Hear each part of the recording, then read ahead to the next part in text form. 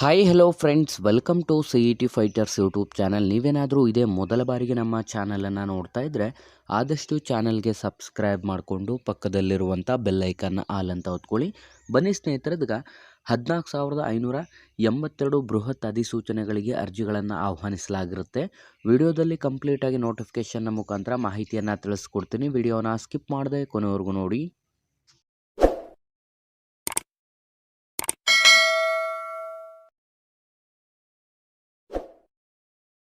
ಇಲ್ಲಿ ಗಮನಿಸ್ತಾ ಇರ್ಬೋದು, SSCಯ CGL ಅಲ್ಲಿ ಖಾಲಿರುವಂಥ 2025ಕ್ಕೆ ಸಂಬಂಧಪಟ್ಟಂಥ ನೋಟಿಫಿಕೇಶನ್ ಕೂಡ ಪ್ರಕಟವಾಗಿದ್ದು 14,582 ಬೃಹತ್ ಅಧಿಸೂಚನೆಗೆ ಅರ್ಜಿಗಳನ್ನು ಆಹ್ವಾನಿಸಲಾಗಿರುತ್ತೆ.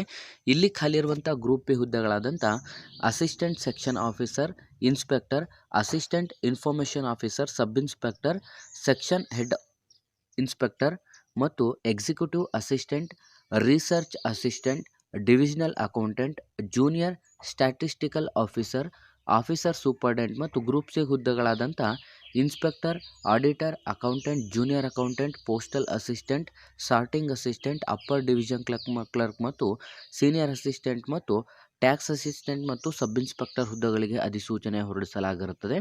ಆಯ್ಕೆಯಾದಂಥ ಅಭ್ಯರ್ಥಿಗಳಿಗೆ ಸಂಪೂರ್ಣ ನಮ್ಮ ಕರ್ನಾಟಕನೂ ಕೂಡ ಒಳಗೊಂಡಂತೆ ಭಾರತದಾದ್ಯಂತ ನೇಮಕಾತಿಯಾಗಿರುತ್ತೆ.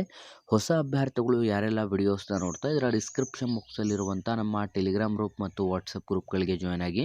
ನೀವೇನಾದರೂ ಪೊಲೀಸ್ ಇಲಾಖೆ ಮತ್ತು ಇನ್ನಿತರ ಸ್ಪರ್ಧಾತ್ಮಕ ಪರೀಕ್ಷೆಗಳ ಎಕ್ಸಾಮ್ ಪ್ರಿಪರೇಷನ್ ಮಾಡ್ಕೋತಾ ಇದ್ದರೆ ಡಿಸ್ಕ್ರಿಪ್ಷನಲ್ಲಿರುವಂಥ ನಮ್ಮ ಪೊಲೀಸ್ ಫೈಟರ್ಸ್ ಯೂಟ್ಯೂಬ್ ಚಾನಲ್ಗೆ ಸಬ್ಸ್ಕ್ರೈಬ್ ಮಾಡ್ಕೊಳ್ಳಿ.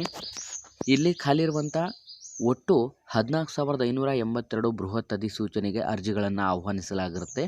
ಅರ್ಜಿಗಳನ್ನು ಸಲ್ಲಿಸಲು ಬಯಸುವಂಥ ಅಭ್ಯರ್ಥಿಗಳಿಗೆ ನಾನು ಇಲ್ಲಿ ಸ್ಕ್ರೀನ್ ಮೇಲೆ ಕಾಣಿಸ್ತಿರುವಂಥ ನಂಬರ್ಗೆ ನಿಮ್ಮ ಎಲ್ಲ ದಾಖಲಾತಿಗಳನ್ನು ವಾಟ್ಸಪ್ ಮಾಡಿದ್ರೆ ಆನ್ಲೈನ್ನ ಮುಖಾಂತರ ಅರ್ಜಿಗಳನ್ನು ಕೂಡ ಸಲ್ಲಿಸಲಾಗುವುದು.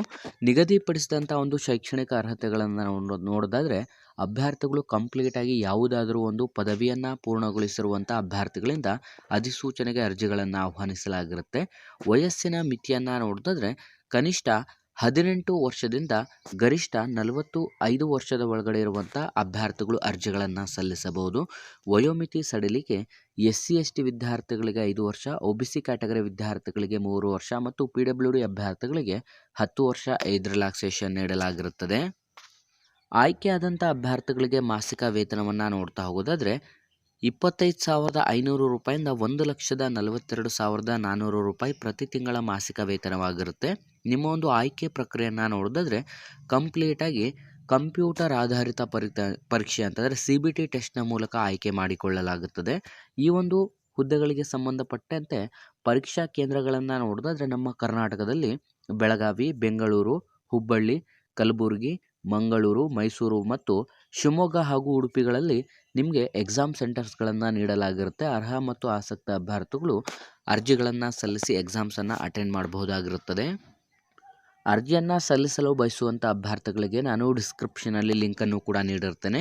ನಿಗದಿಪಡಿಸಿದಂಥ ಒಂದು ಅರ್ಜಿ ಶುಲ್ಕವನ್ನು ನೋಡೋದಾದರೆ SC ST PWD ಮತ್ತು ಮಾಜಿ ಸೈನಿಕ ಹಾಗೂ ಮಹಿಳಾ ಅಭ್ಯರ್ಥಿಗಳನ್ನು ಹೊರತುಪಡಿಸಿ ಇನ್ನು ಮಿಕ್ಕುಳಿದಂಥ ಎಲ್ಲ ಕ್ಯಾಟಗರಿ ಅಭ್ಯರ್ಥಿಗಳು 100 ರೂಪಾಯಿ ಅರ್ಜಿ ಶುಲ್ಕವನ್ನು ಪಾವತಿಸಬೇಕಾಗಿರುತ್ತೆ.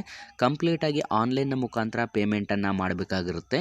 ಈ ಒಂದು ಅಧಿಸೂಚನೆಗಳಿಗೆ ಅರ್ಜಿ ಸಲ್ಲಿಸಲು ಬಯಸುವಂಥ ಅರ್ಹ ಮತ್ತು ಆಸಕ್ತ ಅಭ್ಯರ್ಥಿಗಳಿಗೆ ಅರ್ಜಿ ಸಲ್ಲಿಸುವಂಥ ದಿನಾಂಕಗಳನ್ನು ನೋಡ್ತಾ ಹೋಗೋದಾದರೆ ಜೂನ್ 9, 2025ರಿಂದ ಅಧಿಸೂಚನೆಗೆ ಅರ್ಜಿ ಸಲ್ಲಿಕೆ ಪ್ರಾರಂಭವಾದರೆ ಕೊನೆಯ ದಿನಾಂಕ ಜುಲೈ 4, 2025 ಕೊನೆಯ ದಿನಾಂಕವಾಗಿರುತ್ತೆ.